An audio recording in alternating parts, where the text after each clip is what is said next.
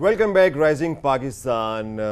हम जो हैं हमारी ज़िंदगी में बहुत से तो मसाइल होते हैं, हम ओवरकम कर लेते हैं, मगर कुछ ऐसे मसाइल होते हैं जब सुबह उठते हैं, शीशे में अपना चेहरा देखते हैं तो वहीं से उनका आगाज़ शुरू हो जाता है। ख़ासकर जब ये वेदर आता है तो हमें जिन प्रॉब्लम्स का सामना करना पड़ता है उसमें आपका एक जो स्किन के इश्यूज़ होते हैं, आपके हेयर के इश्यूज़ होते हैं, और ये दो बहुत इंपॉर्टेंट इश्यूज़ होते हैं आपकी लाइफ में।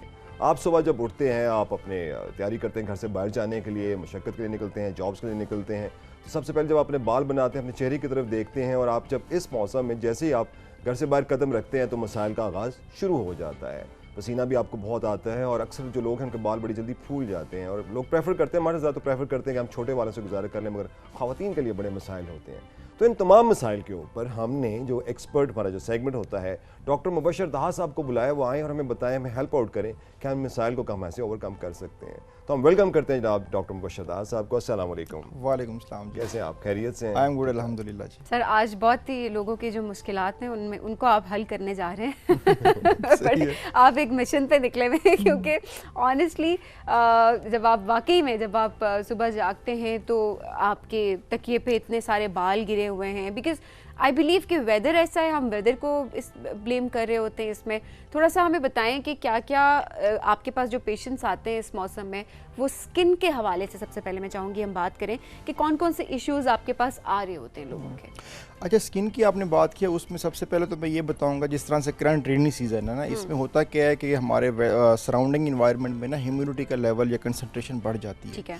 और जो लोग एक्नी प्रोन होते हैं, जिनकी स्किन ऑलरेडी एक्नी को फेस कर रही होती है, थोड़ा सा मैं आपको बेसिक चीज़ें बता दूं कि जो एक्नी वाली स्किन होती है, होती क्या है उसमें, होता यह है कि कुछ लोगों में ना सीबम प्रोडक्शन ज़्यादा होती है, जिसमें हम आम ज़बान में इस्तेमाल करते हैं जी, इनकी स्किन ऑयली है। आपने देखा होगा जिनकी स्किन ऑयली होती है उनमें एक्नी की, जिसको एक्नी को आम वर्ड में हम ये कहते हैं कि पिंपल्स ज़्यादा निकलते हैं उनके फेस के ऊपर।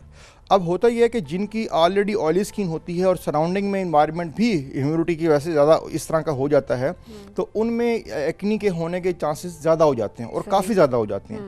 तो उनका अपनी स्किन का ख्याल रखना बहुत ज़रूरी होता है कि जी कि आप कोशिश करें कि आपकी ऑयल की जो प्रोडक्शन तो हो रही होती है, सराउंडिंग इन्वायरमेंट की वजह से भी वो अफेक्ट हो रहा होता है, तो कोशिश करें कि अपनी स्किन को प्रॉपरली वॉश करें और ज़्यादा इसके जो हमारी सीबम की कलेक्शन होती है ज़्यादा ना होने दें, ताकि फर्दर जो इन्फेक्शन होने के बाद पिंपल्स बनती हैं, एक्नी बनती है, उससे हम बच सकें। अच्छा डॉक्टर साहब, ये नेचुरल होता है? क्योंकि बाज़-औक़ात लोग कहते हैं हमारी स्किन ड्राई है, कुछ की ऑयली है, तो जो सीबम प्रोडक्शन आप कह रहे हैं कुछ लोगों की बॉडी में ज़्यादा होती है, सो ये नेचुरल है, इसको कंट्रोल किस तरह से किया जा सकता है? अच्छा, कंट्रोल करने की तो हमारे पास ऑप्शंस हैं जो मैं आपको भी बता देता हूं, लेकिन जो आपने सवाल किया है वो बिल्कुल नेचुरल है। मतलब ये कि किसी की स्किन ऑयली होती है, किसी की ड्राई होती है, किसी की कॉम्बिनेशन होती है। ठीक है। अब आपने देखा होगा कि just like for example I give you आपके एग्जांपल देते हैं, आपकी स्किन में भी ऑयली ना हो तो फेस के ऊपर पिंपल्स और कोई ऐसी चीज़ नहीं होती। ठीक है। किसी और हम अपने क्लाइंट को देखते हैं तो उनकी स्किन ऑयली होती है तो फेस के ऊपर पिंपल्स भी निकलते हैं, और पिंपल्स या एक्नी होती है और फर्दर उसका ट्रीटमेंट ना करें तो फर्दर कॉम्प्लिकेशन की तरफ चले जाते हैं। ये टोटली नेचुरल होता है। फर्दर पे डिपेंड करता है कि जी कि जब ऑयल प्रोडक्शन हो रही है तो आप उसके लिए ऑयल मीन सीबम प्रोडक्शन ज़्यादा होती है तो आप उसको टेक केयर कैसे करते हैं। अगर टाइमली प्रॉपर टेक केयर कर लिया जाए तो आप एक्नी से भी बच सकते हैं और फर्दर जो एक्नी की कॉम्प्लिकेशन है उससे ही बच सकते हैं। इसका ख्याल या एहतियात ये है कि आप कोशिश करें कि जब आपकी इस तरह की स्किन हो, ऑयली स्किन हो, तो आप एक तो ये करें कि जी कि प्रॉपरली उसको वॉश करें। फॉर एग्जांपल जी कि आप दिन में रूटीन में जो एक नॉर्मल पर्सन है वो 2 से 3 टाइम वॉश करता है किसी भी अच्छे फेस वॉश से या किसी अच्छे सोप से, तो वो जो या फिर एक्नी जो एक्नी प्रोटेक्शन वाले फेस वॉश भी मार्केट में अवेलेबल है, उनसे वॉश करें आप। ठीक है। और जो नॉर्मल बंदा जिसकी कॉम्बिनेशन स्किन है, तो कॉम्बिनेशन स्किन ये होती है कि वो अकॉर्डिंग टू वेदर चेंज होती है। आपने भी सवाल किया कि करंट वेदर कंडीशन में जिनकी कॉम्बिनेशन स्किन होती है, करंट वेदर कंडीशन में उनकी ऑयली हो जाती है और विंटर में उनकी क्या होती है, ड्राई हो जाती है। जिनको ये कहते हैं हम लोग कि अकॉर्डिंग टू सीजन वो चेंज होती रहती है स्किन की जो कंडीशन है, जो कॉम्बिनेशन स्किन होती है। तो इसमें हम ये करते हैं कि उनको एक तो बताते हैं कि आप ये एहतियात करें, दूसरा ये है कि सन ब्लॉक के बारे में बहुत इंसिस्ट करता होता हूँ कि सन ब्लॉक लाजमी इस्तेमाल करें। एक जो हमारी पब्लिक को बताना बहुत ज़रूरी है वो ये है कि जो सन ब्लॉक है वो ऑयली स्किन के लिए और है, और जो नॉर्मल स्किन है या ड्राई स्किन है या कॉम्बिनेशन स्किन है उनके लिए और है। होता यूँ है कि जिस तरह मैंने बताया कि ऑयली स्किन क्या होती है, जिसमें सीबम प्रोडक्शन ज़्यादा होती है, तो जिसमें सीबम प्रोडक्शन ज़्यादा हो तो उसमें सीबम कंट्रोल सन ब्लॉक हम देते हैं। सही। Sebum control sun block markets में अवेलेबल हैं और वो सन ब्लॉक यूज़ करते हैं, और जिनकी स्किन कॉम्बिनेशन है या ड्राई है उनके लिए और सन ब्लॉक अवेलेबल है। मैं किसी की बात नहीं करता कि फ़लाँ अच्छा है या ये अच्छा है, लेकिन सिंपल आप जब भी जिनकी ऑयली स्किन हो आपने सन ब्लॉक लेना हो तो आप सीबम कंट्रोल सन ब्लॉक लें। और ये कि जिसने रूटीन में जिस तरह मैंने बताया कि जी कि आप स्किन का ख्याल करें, प्रॉपर्ली वॉश करें, एक्नी के जो वो है हमारे जो एक्नी प्रोटेक्शन वाले फेस वॉश हैं वो यूज़ करें। अलॉन्ग विद दैट आप लोग सन ब्लॉक भी रेगुलर यूज़ करें, वेदर इट्स विंटर, समर या करंट वेदर कंडीशन। तो सन ब्लॉक हर कोई अफोर्ड तो नहीं कर सकता। We have got a huge population in Pakistan, तो उसमें क्या है कि हमारे पास क्या नेचुरल या ऑर्गेनिक मीन्स हैं जिनको हम इस्तेमाल करें और हम इस चीज़ को ओवरकम कर सकते हैं? देखें, जो हम बात करते हैं सन ब्लॉक क्या करता है कि आपको सन रेज से, जिसमें अल्ट्रा वायलेट रेज होती हैं, उनसे प्रोटेक्शन देता है। अब जो नेचुरल वेज हैं उसमें तो ये हो सकता है ना कि आप सन एक्सपोजर से बचें। ठीक है। अब जो हमारे फॉर एग्जांपल जो आपने बात की है कि हमारे फार फ्लंग एरियाज़ में किसान हैं, मजदूर हैं, जो लोग हार्ड वर्क करते हैं, तो उनके लिए हमारे पास ये है कि जी आप कोशिश हम यही कर सकते हैं कि जब बहुत ज़्यादा सनलाइट हो, मतलब ये कि मिड डे में 12 के बाद, या सपोज कि हम ये जो हम रिकमेंड करते हैं ना, जो सन एक्सपोजर हमने लेना होता है विटामिन डी की प्रोडक्शन के लिए। एक और चीज़ भी मैं आपसे शेयर करूँ, इंटरनेशनल गाइडलाइंस ये हैं कि विटामिन डी की प्रोडक्शन के लिए एक जनरल कंसेप्ट है कि जी आप सन बाथ लें या सूरज में बाहर जाएं तो आप में विटामिन डी प्रोडक्शन होता है बॉडी में। वो भी रिकमेंडेशन ये है कि सेकंड टाइम या फर्स्ट टाइम मॉर्निंग में या इवनिंग में सिर्फ 10 to 15 मिनट्स के लिए आप सन एक्सपोजर ले सकते हैं। जो आपने बात की है कि जी कि उनको कैसे हम गाइड कर सकते हैं, वो ये हो सकता है कि जी जो हमारा ऐसा टाइम है जिसमें मॉर्निंग है या इवनिंग है उसमें काम करें और सन एक्सपोजर डायरेक्ट ना लें, ताकि वो उसकी सन रेज की जो उसकी डैमेजिंग इफेक्ट्स हैं उनसे वो बच सके। सर, ये डैमेजिंग इफेक्ट की आपने बात की है, तो फिर क्या होता है कि डैमेज कंट्रोल भी किया जा सकता है? कि एक चीज़ है, ज़रूरी मुल्क है, हमारे पास एग्रीकल्चर है, आज हम सब्जियां देख रहे थे, मेरे सामने बड़ी सब्जियां आ रही थी, जैसे खीरे का इस्तेमाल है, तो जो अक्सर मास्क लगा लेते हैं जिस तरह वेजिटेबल वगैरह का, तो क्या अगर वो दिन को अगर आपका जो डैमेज हुआ हो तो वो उसको रिपेयर कर सकता है, इस तरह के जो मास्क वगैरह होते हैं? देखें, जो एक तो मैं आपको पहले बताऊं कि सन एक्सपोजर से डैमेज क्या होता है। सन एक्सपोजर से सबसे ज़्यादा डैमेज जो होता है वो ये होता है कि आपकी स्किन के ऊपर, फेस के ऊपर पिगमेंटेशन हो जाती है। आपने देखा होगा कि जो पिगमेंटेशन होती है वो मोस्टली फेस पे होती है।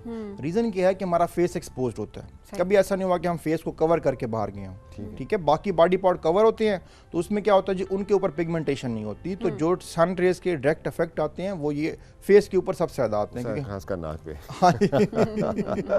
अच्छा, तो उसमें ये होता है कि पिगमेंटेशन होती है। दूसरा ये होता है कि रिंकल्स प्रोड्यूस होते हैं। रिंकल्स में क्या होता है कि जो हमारे स्किन है उनकी इलास्टिसिटी कम होती है, जिसकी वजह से रिंकल्स प्रोड्यूस होते हैं। ये दो मेजर जो नेगेटिव एस्पेक्ट हैं सन रेज के जो आपकी स्किन के ऊपर आते हैं। जो आपने बात किया फर्दर के जी कि वो खीरे का इस्तेमाल कर लें या सब्जियों का इस्तेमाल करें, देखिए बीइंग डर्माटोलॉजिस्ट मैं आपको ये तो बता सकता हूँ कि अगर कोई डैमेज हो गया तो हाउ टू कंट्रोल इट, या फिर आप उससे अवॉइड कैसे करें। तो सब्जियों के बारे में तो मेरा ख्याल है जो मैडम अभी मुझे लगता है कि ये जो मास्क, बेसिकली ये मास्क की बात करें, मास्क की बात करें जो आप चेहरे पे मास्क लगा रहे हैं, एग्जैक्टली वो लगा रहे होते, तो मुझे लगता है, मुझे तो पर्सनली लगता है दिल की तसल्ली के लिए बस आप वो लगा रहे होते हैं, इसका कोई खास उस टाइम पे इम्पैक्ट मुझे नज़र नहीं आ रहा। तो डॉक्टर साहब, हम आजकल के हवाले से, समर के हवाले से भी स्किन के रूटीन की बात करें, वहाँ पर हम मॉइस्चराइजर्स का इस्तेमाल हमें किस हद तक समर्स में रखना चाहिए? क्योंकि अक्सर हम देखते हैं कि विंटर्स में लोग कर रहे होते हैं कि स्किन ड्राई हो रही है तो डिफरेंट मॉइस्चराइजर्स हम यूज़ कर रहे होते हैं हाथ पे, फेस पे, लेकिन समर्स में लोग बहुत कम यूज़ कर रहे होते हैं। उनका ये कहना होता है कि ऑलरेडी पसीना काफ़ी आया हुआ होता है, जिनकी स्किन ऑयली है, और आपने बताया कि जो कॉम्बिनेशन स्किन वाले होते हैं उनके फेस भी ऑयली होना स्टार्ट हो जाता है, तो उसमें वो बहुत ज़्यादा उनको हेजिटेशन होती है कि क्या वो मॉइस्चराइज़र यूज़ करें या ना करें। इस बारे में आप क्या? अच्छा, देखें, जो मॉइस्चराइज़र पहली बात तो है कि यूज़ करें, ठीक है, और सन ब्लॉक भी यूज़ करें अकॉर्डिंग टू वेदर। हमारे सन ब्लॉक की और मॉइस्चराइज़र यूज़ करने की ना जो रेशो है, या फिर जो आप कहें कि दिन में 2 दफ़ा करना है, 3 दफ़ा करना है, 1 दफ़ा करना है, वो चेंज होती है। सही। सन ब्लॉक आपने विंटर में भी यूज़ करना है, रेनी सीजन में भी यूज़ करना है, और समर में भी यूज़ करना है। होता क्या है कि विंटर में आप यूज़ करेंगे तो सन ब्लॉक को आप सुबह के टाइम लगाएं तो मे बी आप उसको शाम तक ज़रूरत ही ना पड़े दूसरी कोटिंग की, ठीक है। समर में क्या होता है, समर में ये होता है कि जी आप सन ब्लॉक जब यूज़ करेंगे और आप बाहर जाते हैं तो हर 2 से 3 घंटे बाद आप दोबारा सन ब्लॉक लगाएं, क्योंकि सन ब्लॉक की भी एक कैपेसिटी होती है कि जिसमें वो सन रेज, जो अल्ट्रा वायलेट रेज हैं या जो डैमेजिंग रेज हैं, उनको ब्लॉक कर सकता है वो।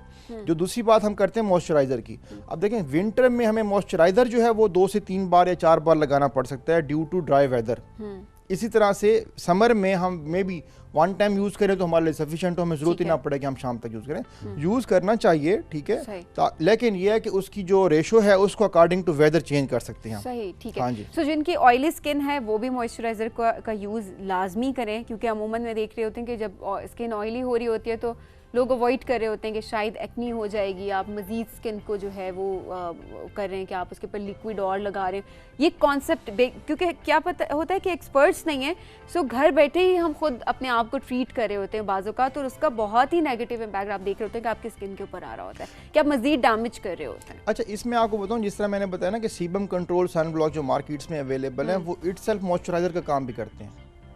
जब आप सीबम कंट्रोल सन ब्लॉक लगाएंगे तो उसमें होता ये है कि आपको फर्दर मॉइस्चराइजर यूज़ करने की ज़रूरत नहीं पड़ेगी। सही, हाँ जी, तो उसमें आपको फर्दर जो आप बात करें उनका एक कंसर्न, तो आपने बड़ा अच्छा जवाब दिया है, जबकि मेरी जगह पे आपने खुद ही जवाब दे दिया है क्योंकि आजकल मैंने ये देखा कि हमारे जो स्पेशली पढ़ी लिखी लड़कियां हैं वो बहुत ज़्यादा अवेयर है। इवन कि मैं तो प्रैक्टिस भी एस्थेटिक्स की करता हूँ, तो एस्थेटिक्स में लोग आ रहे होते हैं, वो इतना ज़्यादा हमसे पूछते हैं, इतना ज़्यादा पूछते हैं कि हम खुद सरप्राइज हो रहे होते हैं कि इनको इतनी सवाल कहाँ से आ रहे हैं, सवाल कहाँ से आ रहे हैं ये लोग कि डॉक्टर साहब ये आप प्रोडक्ट यूज़ कर रहे हैं, आप ये प्रोसीजर कर रहे हैं, इसको कैसे करेंगे, अगर मैं ये करा लूँ। हमारा जो क्लाइंट है वो 90% ऑलरेडी अवेयर होता है, वो बता रहा होता है कि जी डॉक्टर साहब मैं ये कराना चाहता हूँ, या फिर अगर मैं ये करा लूँ। तो जो बात आपने की है कि हमारी अब एक तो पॉपुलेशन अवेयर है, दूसरी बात ये है कि जो आपने कहा कि अगर फॉर एग्जांपल हमारी स्किन वो है ऑयली है, तो उसमें जब सन ब्लॉक, मैंने पहले बताया कि sebum control sun block use करें, तो sebum control sun block itself moisturiser का काम करता है, तो फर्दर आपको मॉइस्चराइजर की ज़रूरत नहीं पड़ेगी। हाँ जी, और ये कि मैं हमेशा ये बात कहा करता हूँ कि आप जो एक्नी प्रोन स्किन है वो कोशिश करें कि टाइमली एक्नी का एहतियात करें, एक्नी की एहतियात करें कि आपको हो ना।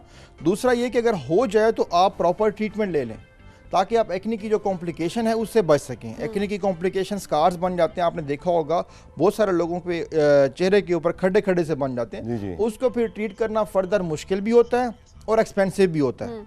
तो इसलिए आप पब्लिक को आप भी मैसेज दें, मेरी तरफ से भी सबको ये मैसेज है कि आप कोशिश करें, अगर एक्नी हो, पिंपल्स हो, ट्रीटेबल डिजीज़ है, कोई इतना बड़ा मसला नहीं होता, टाइमली इसको ट्रीट करें। एक इसका ड्रॉबैक ये है कि इसका ट्रीटमेंट थोड़ा लंबा चलता है और इसके दोबारा होने के चांसेस भी होते हैं। ठीक है, जिस तरह आपने खुद ही कहा थोड़ी देर पहले कि जी कि आपकी स्किन नेचुरल ऑयली है या अकॉर्डिंग टू वेदर होती है। जिनकी स्किन नेचुरल ऑयली है तो उन्होंने उसी स्किन के साथ ही सर्वाइव करना है और उसी स्किन का ही ख्याल करना है, ताकि वो फर्दर उसकी कॉम्प्लिकेशन से बच सके। Thank you very much doctor साहब, बड़ी ज़बरदस्त आपसे गुफ्तगू रही। और स्किन केयर मस्ट है। हाँ, हम बाहर से हम नज़र आ रहे होते हैं, हम अंदर से वैसे होना चाहिए, अंदर और बाहर के हुस्न पे ख्याल करना चाहिए। डॉक्टर साहब थैंक यू वेरी मच, आपने हमें बताया बहुत कुछ सीखने को मिला।